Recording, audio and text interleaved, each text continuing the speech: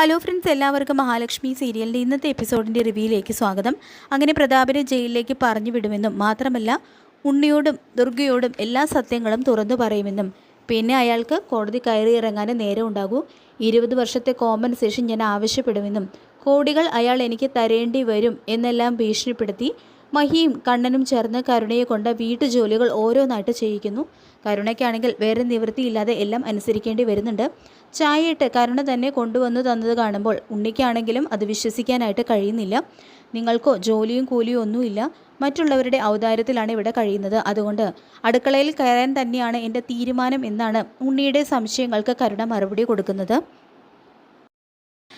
മഹിയാണെങ്കിൽ ആദ്യത്തെ ദിവസം ആയതുകൊണ്ട് തന്നെ ചായ ഉണ്ടാക്കാനും കറി ഉണ്ടാക്കാനും എല്ലാം കരുണയെ കൂടെ നിന്ന് പഠിപ്പിച്ചു കൊടുക്കുന്നുണ്ട്. എന്നിട്ട് ഇന്ന് ഒറ്റ ദിവസത്തേക്ക് മാത്രമേ നിനക്ക് ഈ സൗജന്യം ഉണ്ടാകൂ എന്ന്, നാളെ മുതൽ നീ തന്നെ എല്ലാ ജോലികളും ഒറ്റയ്ക്ക് ചെയ്യണം, പിന്നെ എല്ലാം നീ തന്നെ ആദ്യം ടേസ്റ്റ് ചെയ്ത് നോക്കണം, ആളെ കൊല്ലാനുള്ള ഒന്നും അതിൽ ചേർക്കരുത് എന്നെല്ലാം മഹി പറയുന്നുണ്ട് കേട്ടോ കരുണയോട്.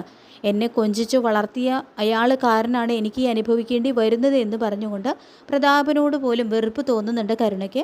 ഇതറിയുന്ന മുത്തശ്ശിക്കും പ്രതാപനും ഒന്നും ഇത് തീരെ ദഹിക്കുന്നില്ല. കാരണം അവർ പുന്നാരിച്ചു വളർത്തിയ മകളാണ് കരുണ. അവളിപ്പോൾ കമലേശ്വരത്തെ അടുക്കളക്കാരി എന്നറിയുന്നത് അവർ വല്ലാതെ തകർന്ന് തരിപ്പണാവുന്നുണ്ട്. അല്ലെങ്കിൽ തന്നെ കണ്ണൻ നടന്നു തുടങ്ങിയോ എന്നുള്ളൊരു സംശയം അറിഞ്ഞതേ ഉള്ളൂ. അപ്പോൾ അതിൻ്റെ കൂടെയാണ് ഇങ്ങനെ ഒരു അടി കൂടി അവർക്ക് കിട്ടിയിരിക്കുന്നത്. മഹിയാണെങ്കിൽ ഓരോ ഭക്ഷണത്തിൻ്റെയും റെസിപ്പി ഒരു പാചക പുസ്തകത്തിൽ എന്നതുപോലെ എഴുതി വയ്ക്കുന്നുണ്ട്.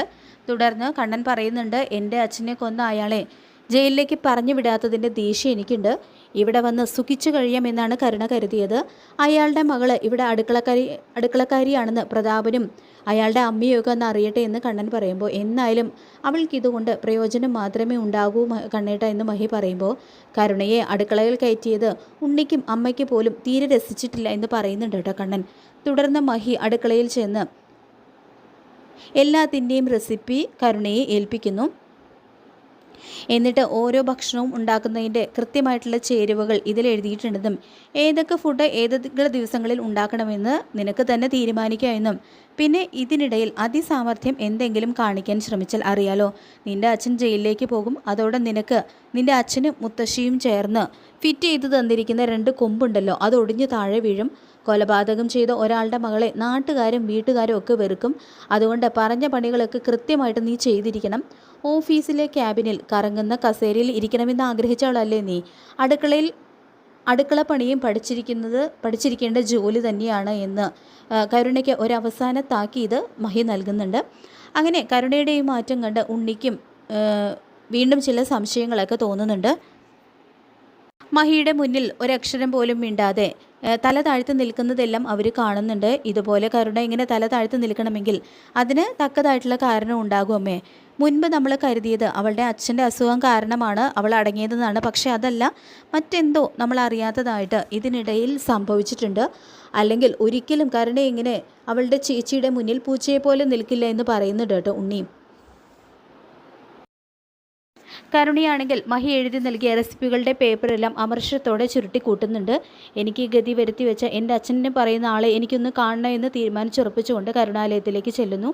കരുണയെ കാണുമ്പോൾ തന്നെ ചങ്ക് തകർന്നു പോകുന്നുണ്ട് പ്രതാപൻ്റെയും മുത്തശ്ശിയുടെയും.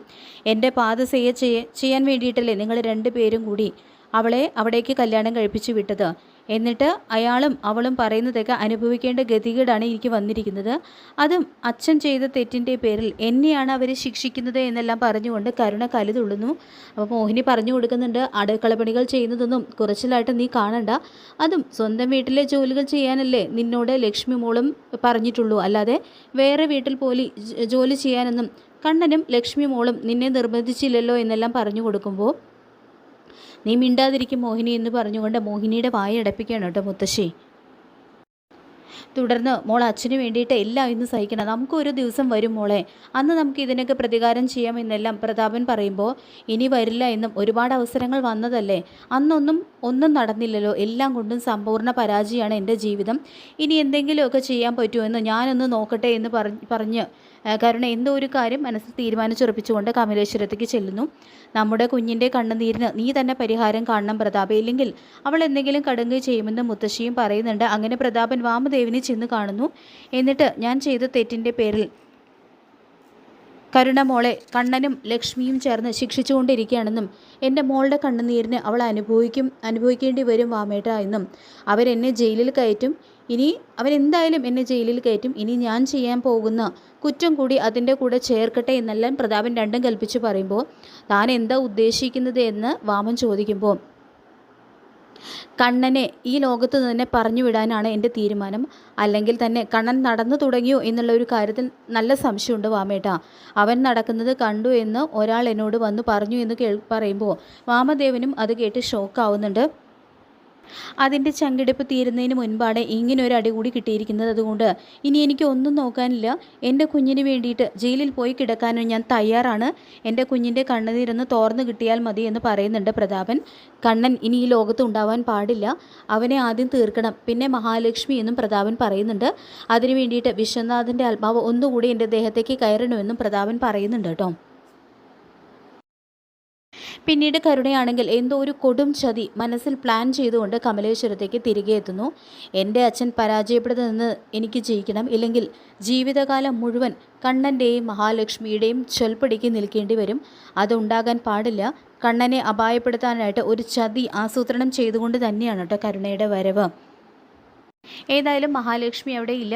മാത്രമല്ല അടുക്കള ഭരണം ഇപ്പോൾ തൻ്റെ കയ്യിലാണ്. അതുകൊണ്ട് തന്നെ കണ്ണനെ ഫുഡിൽ വിഷം കലർത്തി കൊലപ്പെടുത്താനുള്ള ഒരു കൊടും ചതിയാണ് കരുണ പ്ലാൻ ചെയ്യുന്നത്. ഏതായാലും കരുണയുടെ ഈ അറ്റംപ്റ്റ് പൊളിയുന്നതോടുകൂടി തന്നെ കണ്ണനും മഹാലക്ഷ്മിയും സഹികേട്ട എല്ലാ സത്യവും ഉണ്ണിയോടും ദുർഗയോടും തുറന്നു പറയുന്നുണ്ട്. അപ്പോൾ നമുക്ക് കാത്തിരിക്കാം മഹാലക്ഷ്മി സീരിയലിൻ്റെ കിടലൻ എപ്പിസോഡുകൾക്കായിട്ട്. ഈ റിവ്യൂ ഇഷ്ടപ്പെട്ടെങ്കിൽ ലൈക്ക് ചെയ്യുക, ചാനൽ കൂടി ഒന്ന് സബ്സ്ക്രൈബ് ചെയ്ത് സപ്പോർട്ട് ചെയ്യുക. താങ്ക്